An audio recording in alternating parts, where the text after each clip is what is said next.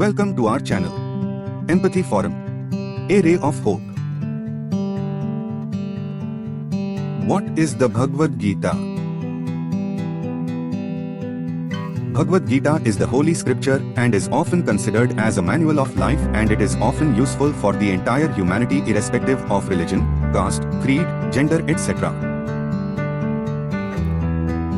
Bhagavad Gita is a Sanskrit term. Bhagavad means God and Gita means a song. So Bhagavad Gita is a divine message that is delivered to Arjuna in the form of a song by the Supreme Lord Krishna in the battlefield of Kurukshetra. Kurukshetra is a city located in present-day Haryana, India. Bhagavad Gita has a total of exactly 700 shlokas or Sanskrit verses that is organized into 18 chapters. Each chapter discusses about a certain philosophy pertaining to how we can lead a peaceful life as a noble human being. For example, chapter 1 contains the events leading to speak the scripture, and chapter 2 contains a brief summary of all the Bhagavad Gita. Chapter 9 deals with the most confidential knowledge. Chapter 11 contains the most popular verse of Oppenheimer, I became death, destroyer of worlds, and chapter 18 contains the final instructions of the Lord to Arjuna and the most vital and secret instruction, etc. Why Lord Krishna instructed Bhagavad Gita only to Arjuna? Because Arjuna is the most distressed person among the 5 Pandavas and even wants to abstain from war. In that circumstances, Arjuna literally surrendered unto the lotus feet of the Lord Krishna and pleaded the Lord to instruct proper guidelines from the scriptures on what was his duty in that circumstances and what he has to do for his long-term well-being.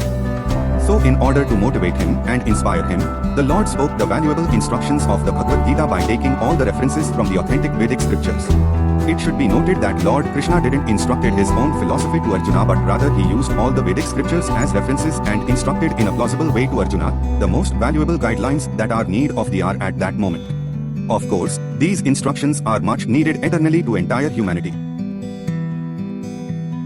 The second reason is Lord Krishna himself mentions in the 4th chapter and 18th chapter that I'm instructing this confidential knowledge to you, Arjuna, for your eternal benefit, because you are my very dear friend, sincere devotee, and you are not at all envious of me.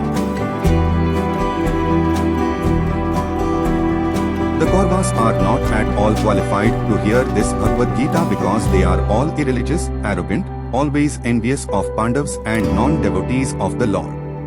Among the 5 Pandavas, the younger ones, namely Nakula and Sahadeva, always follow his elder brother's footsteps and they don't have any doubts whether to fight or not.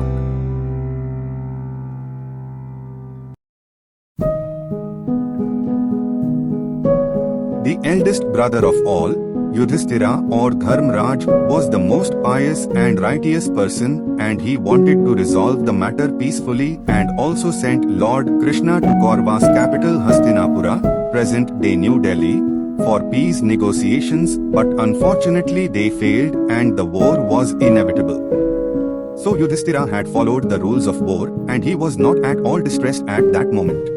However, he was very much saddened after the war, and General Bhishma pacified his melancholy by narrating various anecdotes from the ancient scriptures. The second eldest brother, mighty Bhima, always wanted the war because he is very vengeful against the Kauravas, mainly because of the insult that had meted out to his beloved Queen Draupadi amidst all the kings at the royal assembly.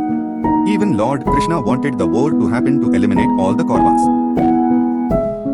Note, it is said that the most powerful and authoritative Vedic scriptures are not written by any individual, but rather these are naturally present in the nature as sound energy since time immemorial, just like the buzzing sound of air near a seashore.